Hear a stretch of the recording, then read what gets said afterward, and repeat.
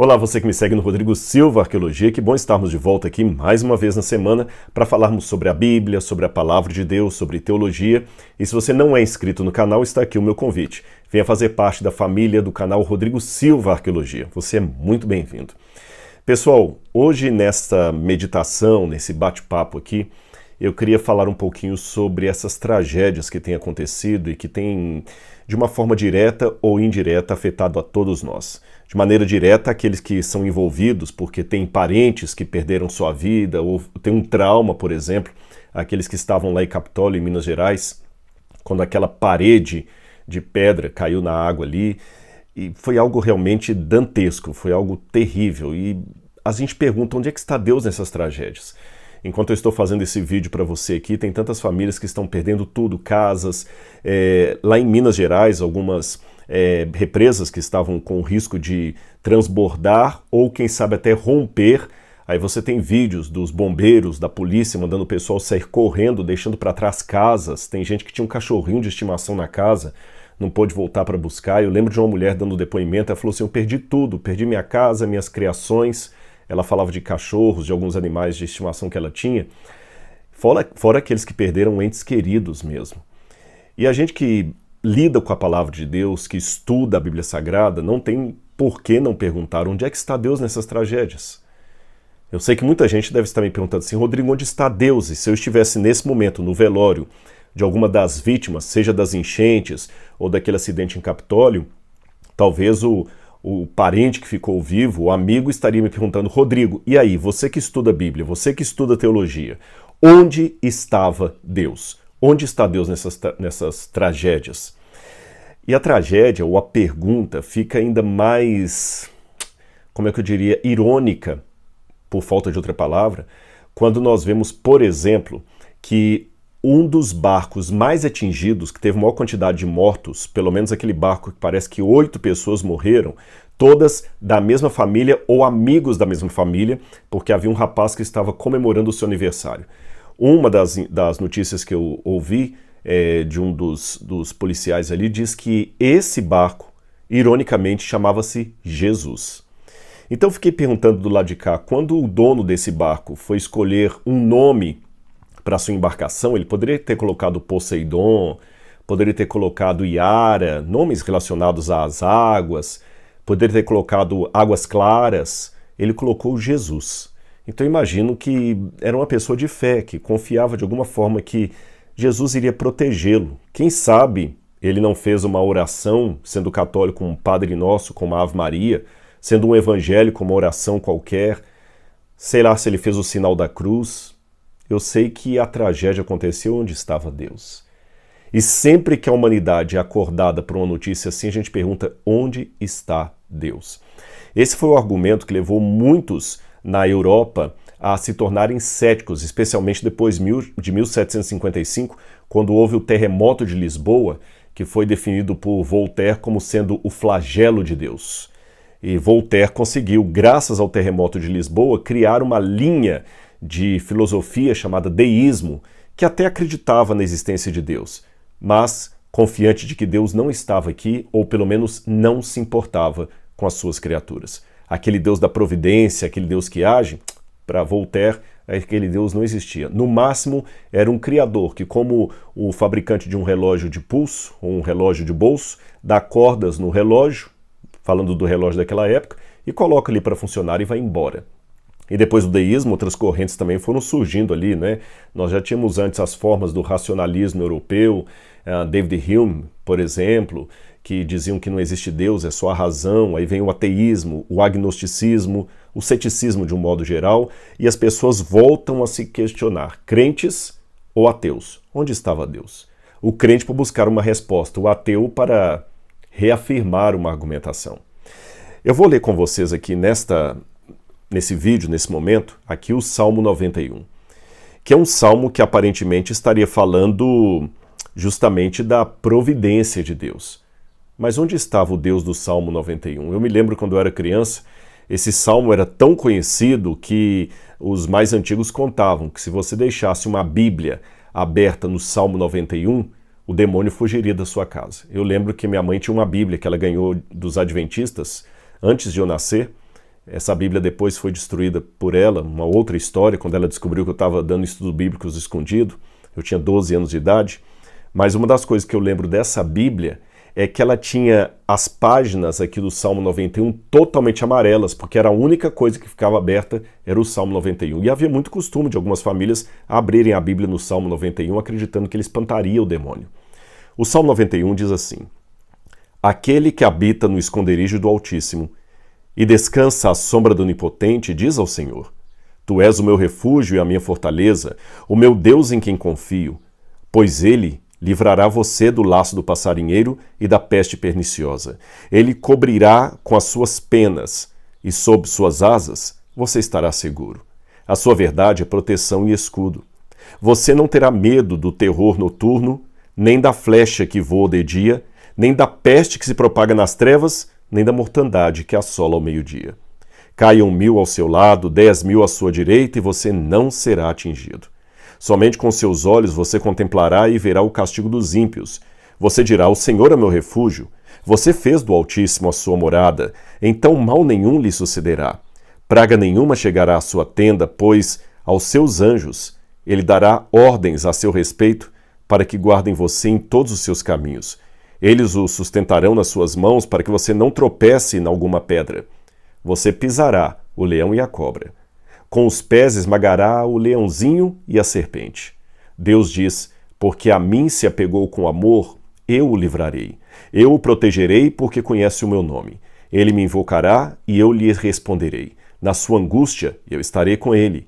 Eu o livrarei e o glorificarei. Vou saciá-lo com longevidade e lhe mostrar a minha salvação. Muito bem.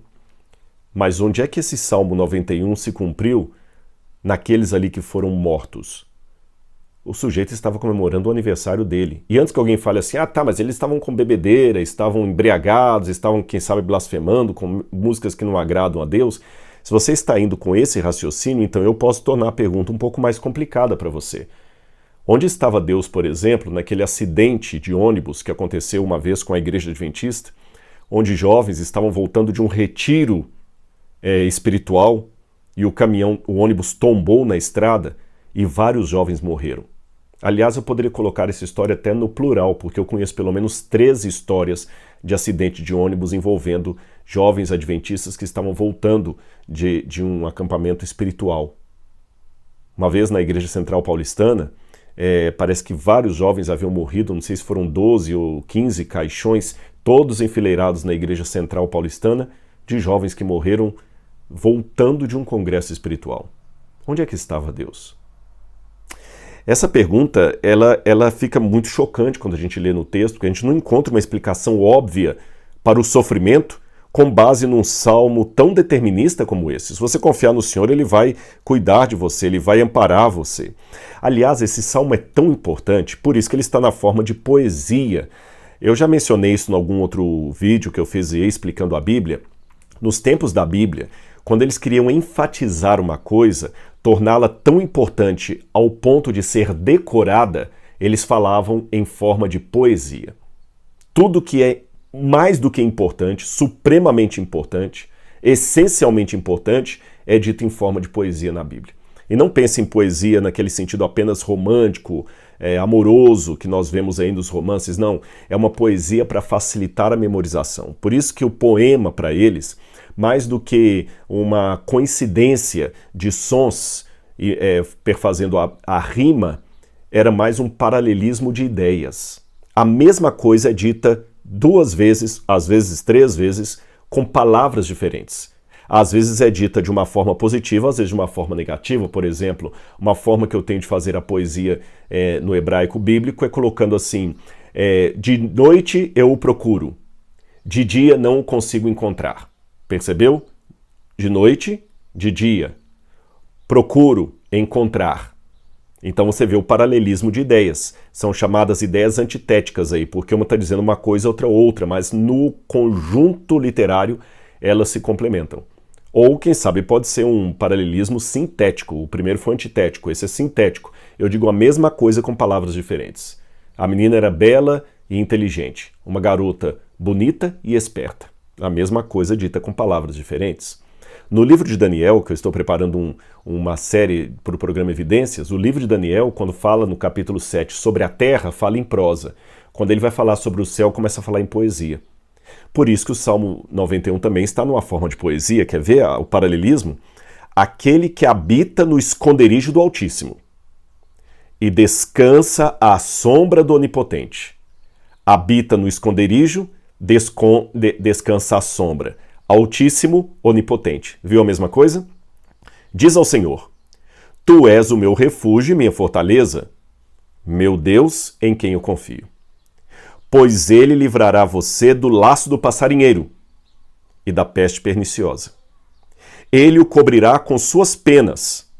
Sob suas asas você estará seguro. Cobrirá seguro. Penas, asas. Tá vendo como é que Depois você lê com calma na sua Bíblia, você vai ver que tem sempre um paralelismo de ideias aqui no Salmo 91 e vários outros salmos da Bíblia. Agora, olhando isso com a cultura do Oriente Médio, fica mais forte ainda a imagem, porque, gente, enfrentando um calor como eu já enfrentei no Oriente, aliás, eu tenho 2 marcas aqui escuras na testa por excesso de sol sem protetor solar. Que ficaram permanentes agora, a minha marca, né, de Israel. Você imagina um calor acima de 40 graus, uma sombra, uma coisa maravilhosa. Então, para quem vivia no deserto, dizer assim, olha, aquele que habita no esconderijo do Altíssimo, descansa à sombra do Onipotente, essa sombra é muito bem-vinda. Essa ideia que fala do Senhor assim, ele cobrirá com suas penas e sob suas asas você estará seguro. Havia no Oriente Médio uma ideia muito grande de comparar Deus a um pássaro que protege. Sabe quando a mamãe passarinho vem até o ninho ali, ela com as suas asas abre, protegendo os passarinhos do vento, da chuva, da tempestade, do frio. É essa que é a ideia de Deus. Aliás, mesmo fora de Israel, nós temos isso aqui, por exemplo. Olha, eu tenho um livro aberto aqui que eu deixei até de propósito para mostrar a vocês. Olha essa cena egípcia aqui, olha. De 2 gênios do deserto, 2 gênios, cuidando do filho aqui, que é Horus, tá bom? Então você vê, ele está cuidado sob as asas, tem asa em cima e asa embaixo. Então não é que a Bíblia plagiou o mundo pagão, mas ela usa imagens que faziam muito sentido para aquele pessoal. Eu já disse isso à exaustão. Se o Apocalipse fosse escrito hoje, talvez a imagem da paz seria uma pomba branca, que é encontrada também fora da Bíblia, tá certo? Deus usou a cultura local para comunicar verdades ao profeta que vivia naquela cultura. Então a ideia de um pássaro que protege os seus filhotes ali, ou seus ovos, era um emblema muito clássico para falar da proteção divina. No caso dos pagãos, a proteção dos deuses ou dos gênios. No caso da Bíblia, a proteção do único e verdadeiro Deus. Tanto é que quando você vai para o Salmo 36, verso 7, você encontra essa mesma figura repetida aqui. Eu vou ler com vocês aqui, olha. Salmo 36, versículo 7. Diz assim, olha. Como é preciosa, ó Senhor, a tua misericórdia. Por isso os filhos dos homens se acolhem à sombra de tuas asas. Quando diz também lá no Gênesis, no princípio criou Deus os céus e a terra porém era sem forma e vazia, havia trevas sobre a face do abismo e o Espírito de Deus pairava por sobre as águas. O verbo pairava ali no hebraico dá o sentido justamente de um pássaro que abre as suas asas e fica assim, olha, fazendo o movimento das águas pelo balanço que ele faz das asas. Por isso que no batismo de Jesus sai das águas e o Espírito de Deus, o Espírito Santo, aparece como uma pomba agitando as suas asas sobre Jesus. Cuidado, proteção. Agora, imagina também você no deserto sendo protegido contra a peste que se propaga nas trevas. Irmãos, viver num ambiente sem qualquer tipo de energia elétrica, num breu completo, o medo de um escorpião, o medo de uma cobra, de um ataque de um inimigo, então faz muito sentido quando diz assim, nem tenha medo da peste que propaga nas trevas, nem da mortandade que assola ao meio-dia. Trevas, meio-dia. Porque o Senhor dará ordens sobre você. Praga nenhuma chegará à tua tenda. Como é que você fala praga nenhuma chegará à tua tenda para alguém que foi vítima do Covid? Como é que a gente resolve isso? Bom, muitas pessoas, ao lerem isso aqui, acabam tendo uma ideia é meio de um Deus assim que não deixa você sofrer nada. Que não deixa você sofrer nada. E se você está sofrendo, das duas uma. Ou é porque Deus não existe, falhou, ou porque você está em pecado.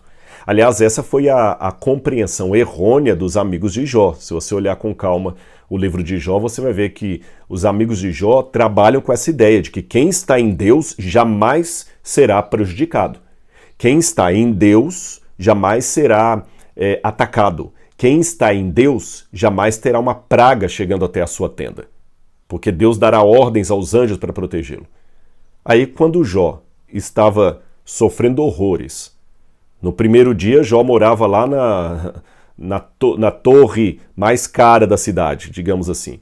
No dia seguinte, ele estava no lixão, comendo o resto de lixo e se coçando com um caco de telha, um caco de barro. A única coisa que sobrou para ele, e as suas feridas. Então, a conclusão lógica é que Jó está em pecado. E eles passam o livro todo tentando convencer Jó, você está em pecado. Aliás, quem está fazendo o ano bíblico que eu sugeri, fazendo a Bíblia cronológica, está lendo agora o livro de Jó. E você vê lá os amigos ele faz, todos eles falando lá assim, olha, Bildade, Jó, você está em pecado, você está em pecado, você está em pecado. Jó, não estou. Então, se você não está em pecado, por que você está sofrendo? Alguma coisa você fez. Porque, afinal de contas, o Salmo 91 não pode estar errado. É lógico que eu não estou falando que os amigos de Jó conheciam o Salmo 91, estou fazendo uma paródia da fala deles para os nossos dias. Aliás, não precisa ir muito longe, não. Há muitas pessoas dando hoje explicações a Alá, amigos de Jó, para justificar o sofrimento, livrando, de certa forma, qualquer imperfeição em Deus. Mas justificam de uma forma desumana, às vezes insensível. Por exemplo, num desses acidentes de ônibus que eu falei com vocês, que mataram vários jovens adventistas que voltavam de um retiro, eu tive a desdita de ouvir, com todo respeito, um crente sem noção, que tem muito sem noção na igreja, falando, mas eu ouvi dizer, sabe aquele negócio, eu ouvi alguém que falou de, né, Deus que perdoe, eu ouvi dizer que nas malas das meninas que morreram tinha preservativo e droga, sabe? Ridículo isso, você ouviu dizer, cuidado com o falso testemunho, você não estava lá, você não sabe. E mesmo assim, e quando morre um jovem que é consagrado na igreja e tudo mais, o que você diz? E o pior, e quando aparentemente Deus livra o que não está preparado? O que você diz? Por exemplo, o próprio Voltaire usava essa ironia para responder a cristãos conservadores no seu tempo, depois do terremoto de Lisboa, porque, ironia das ironias, não ficou nenhuma igreja em pé em Lisboa. Mas sabe qual foi o único bairro do centro de Lisboa que ficou preservado e não caiu nenhuma casa? A zona de Meretrício. Onde é que estava Deus que protegeu as prostitutas e o Meretrício e não protegeu a basílica dele, a igreja, onde, segundo a crença da época, o diabo nem passava na porta por medo dos anjos de Deus? E aí, o que a gente faz? Então nós temos que tomar cuidado com essas explicações de plástico. Mas ao mesmo tempo eu também não posso reputar que Deus estava errado. Quem estavam errados eram os amigos de Jó.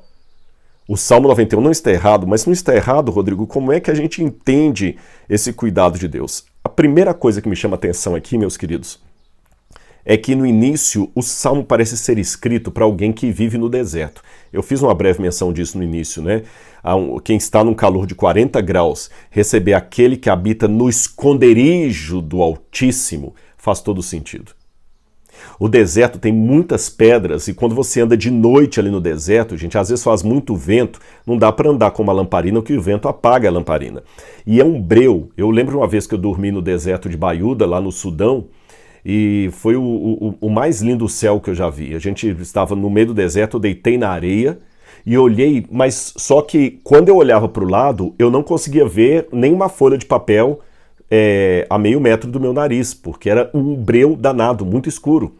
Então, dentro desse ambiente, falar assim, que Deus protege você da peste que propaga nas trevas, porque eu estava correndo risco ali, tinha muito escorpião do deserto. Alguns tipos de serpentes do deserto que podiam me atacar de noite ali. Eu fui dar conta disso depois. A ideia de pedras, né? Eles te sustentarão nas mãos para que não tropeces em alguma pedra, porque você vai andando do deserto sem água, você vai ficando cansado. Facilmente você tropeça em uma daquelas pedras e cai no chão duro e se machuca todo. Lembra que eu falei da serpente? Olha, você pisará o leão e a cobra, e com os pés esmagará o leãozinho e a serpente. Olha o paralelo, leão, cobra, leãozinho, serpente.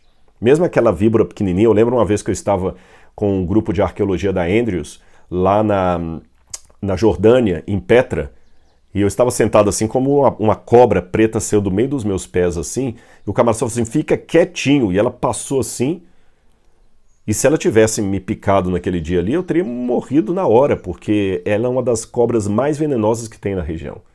Então imagina a proteção contra a cobra, como é que isso aqui é importante no deserto. Agora, deserto. É interessante que uma das palavras em hebraico para deserto é a palavra midabar, ou midavar. É curioso que midabar significa com, mi a preposição, a palavra, tá certo? Com ou quem, né, o qual, a palavra. Aí uma vez eu perguntei a um judeu, por que deserto tem esse sentido de midabar, com a palavra, davar, palavra? Ele falou, porque o deserto é o único lugar sombrio e solitário ao mesmo tempo para você ter um encontro real com a palavra de Deus. Eu nunca mais esqueci dessa explicação.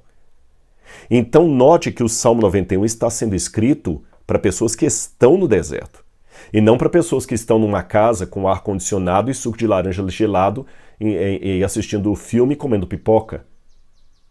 Se a pessoa está no deserto, então é porque alguma provação tem.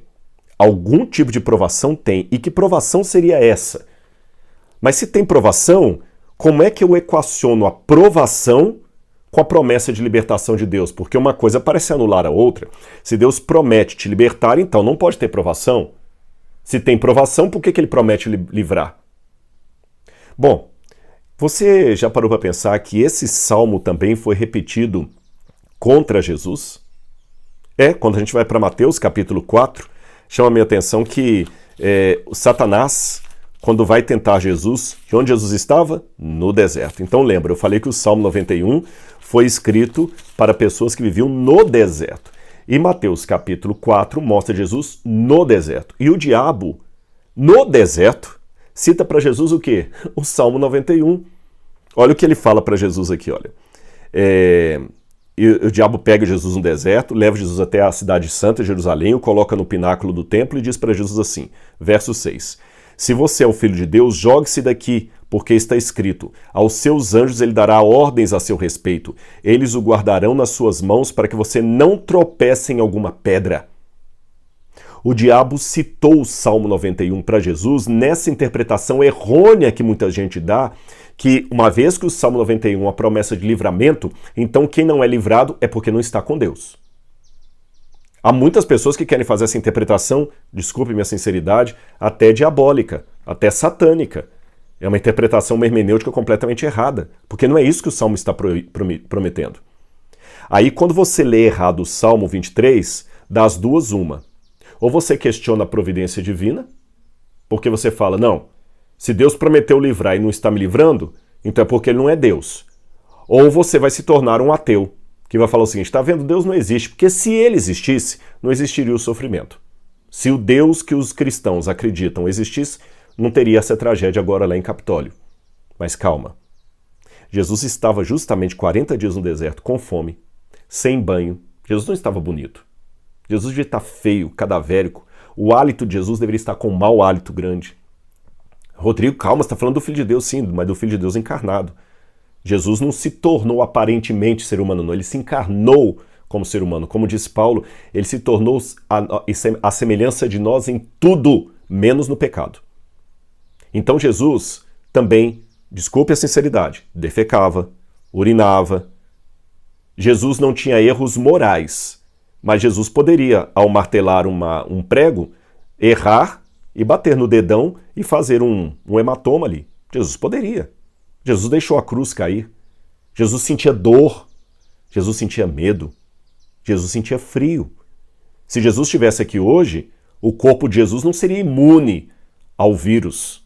Pelo contrário, Jesus poderia se contaminar como qualquer outro, mesmo sendo filho de Deus.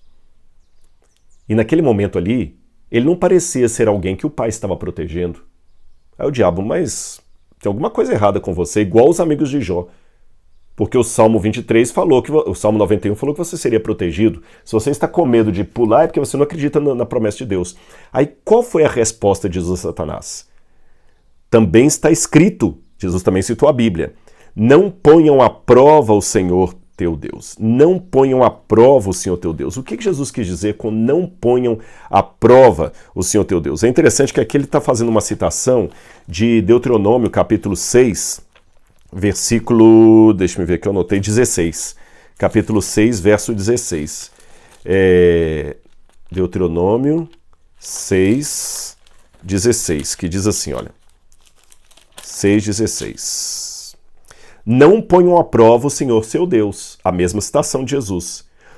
Aí só que está o complemento. Como fizeram em Massá. O que eles fizeram em Massá? Qual foi esse colocar a Deus em provas que eles fizeram em Massá? Aí quando a gente vai para o livro de Êxodo, capítulo 17, a gente vê qual foi a provação como é que eles provaram ou tentaram Deus em Massá. Diz aqui, olha, em Massá, deixa-me ver aqui, olha, capítulo 17, está falando de Meribá, né? Em Meribá. Aí diz o seguinte, quando Deus fala o seguinte, eu estarei com vocês na rocha, né? Aí o pessoal pergunta assim, Israel tentou ao Senhor, estou lendo no verso 6, Israel tentou ao Senhor, dizendo, está o Senhor no meio de nós ou não? O não tentarás o Senhor teu Deus não coloque em dúvidas a providência de Deus por causa da dor que você está passando.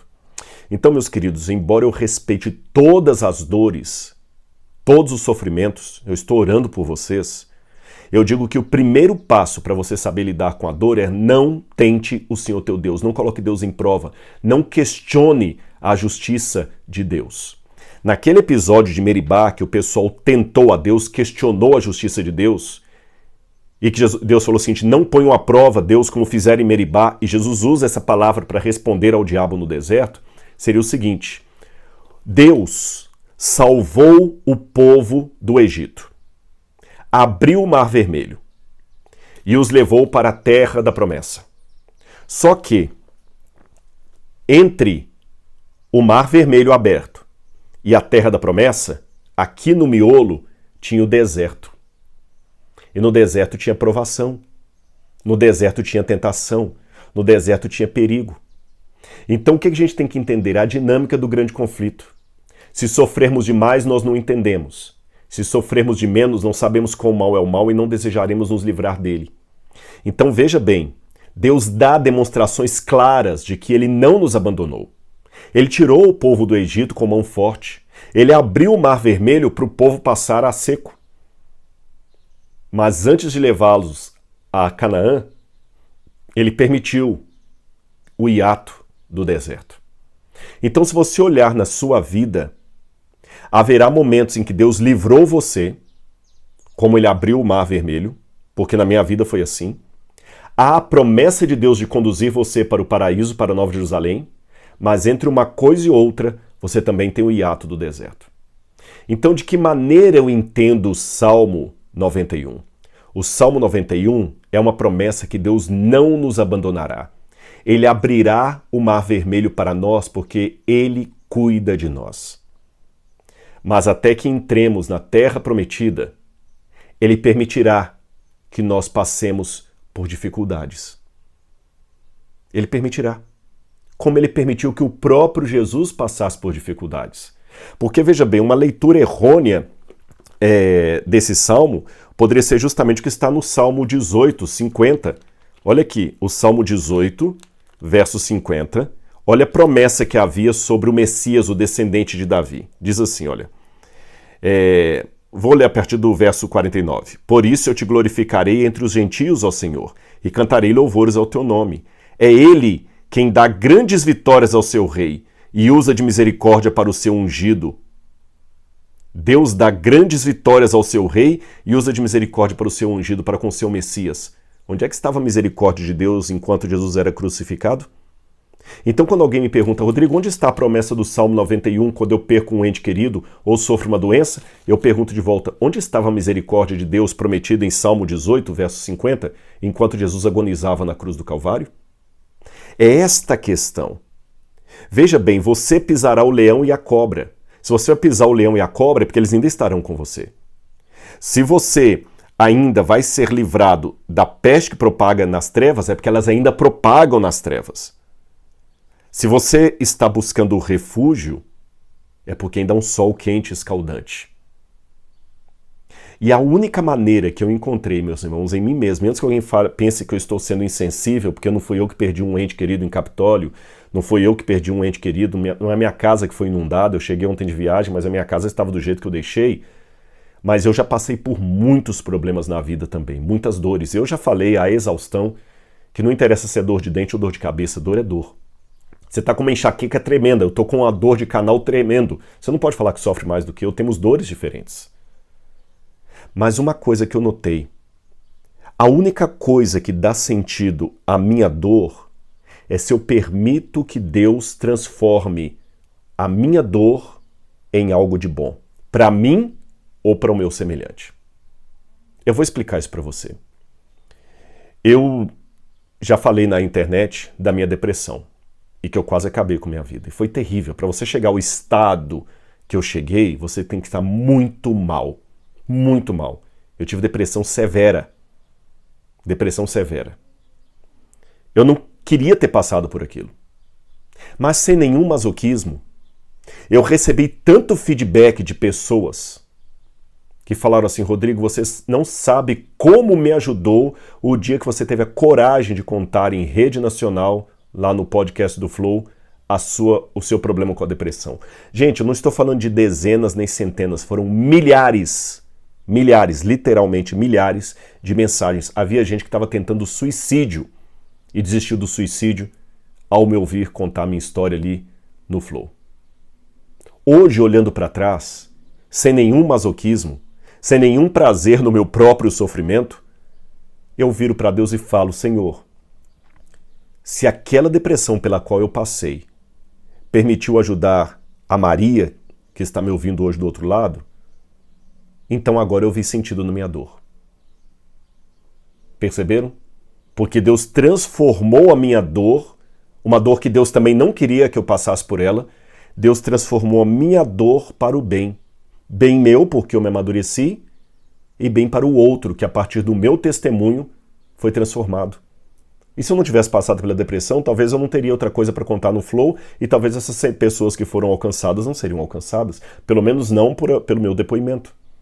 E eu me sinto privilegiado por ser usado por Deus para alcançar essas pessoas. Eu conheço muitas ONGs que foram formadas porque uma mãe perdeu um filho por uma doença e a partir daquela perda, aquela mãe decide com aquele pai fazer uma ONG para ajudar crianças que estão com a mesma doença que vitimou o filho dela. Eu conheço muitas pessoas que criaram associações, por exemplo, de cadeirantes, depois que um filho ou ele mesmo teve um acidente automobilístico e ficou paraplégico numa cadeira de rodas, ou tetraplégico numa cama. A dor dele acabou beneficiando outros que hoje são abençoados pela associação que foi criada a partir da história deles. Por exemplo, Maria da Penha. Eu não vou falar em nada falando que ótimo que Maria da Penha passou pelo sofrimento que ela passou, de jeito nenhum. Mas a partir do momento que a dor pela qual a Maria da Penha passou se tornou uma lei para proteger as mulheres da agressão masculina, do feminicídio, eu digo que agora eu vejo um sentido no trauma da Maria da Penha. Então, mesmo a perda de um ente querido, mesmo a morte, vai ter sentido se for transformada num bem para o outro. Afinal de contas, eu digo que eu sou cristão, e eu sou cristão graças à morte de alguém na cruz do Calvário. Então, o que eu peço a Deus na minha vida, eu gostaria de não passar por novas provações, porque eu já sofri algumas que, sinceramente, deixaram sequelas até hoje. Mas você sabe que eu posso a qualquer momento receber a notícia de uma tragédia como você aí. Então eu peço a Deus duas coisas. Nunca me permita duvidar da providência dele e que ele, de alguma forma, como um bom especialista em reciclagem, transforme a minha dor num bem para mim ou para o meu semelhante. Afinal de contas, Foi a tragédia da vida de José do Egito que salvou o Egito e vários povos cananitas da fome quando houve aquela seca prolongada de vários anos. Se não fosse José, pela traição dos irmãos, ir parar no Egito e da casa de Potifar ir para a prisão e da prisão para a frente de Faraó, o Egito não teria um governador da estirpe de José para salvá-los na época da seca, na época da fome.